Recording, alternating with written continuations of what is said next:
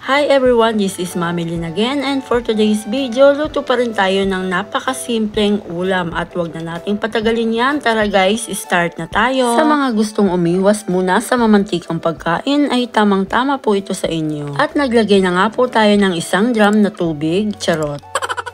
At inilagay ko na nga rin po itong ating sibuyas, kamatis at luya, asin, and then takpan muna natin ito hanggang sa kumulo. Kapag kumukulo na, ilagay ko na po itong ating kalabasa, then yung ating sitaw. Unahin ko lang po ito dahil ito po yung medyo matigas.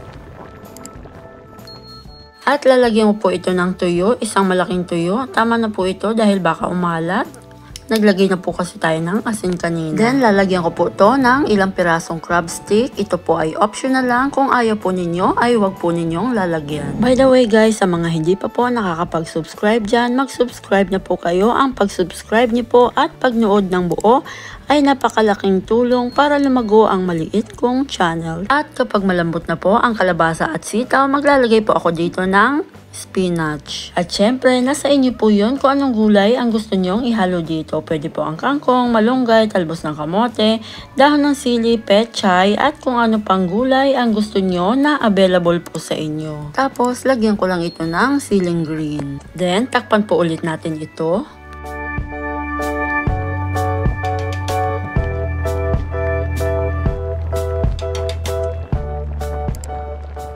Ngayon naman, tikman muna natin ito at i-adjust nyo na lamang po kung may kulang pa sa lasa nito. Ayan guys, luto na ang masarap at healthy ulam natin. Sarap ng sabaw nito at sariwang manamis-namis ang gulay. O diba, napakabilis lang po niyang maluto. And thank you for watching guys. Sana ay nagustuhan at masubukan nyo ang reseping ito. God bless po. Bye-bye!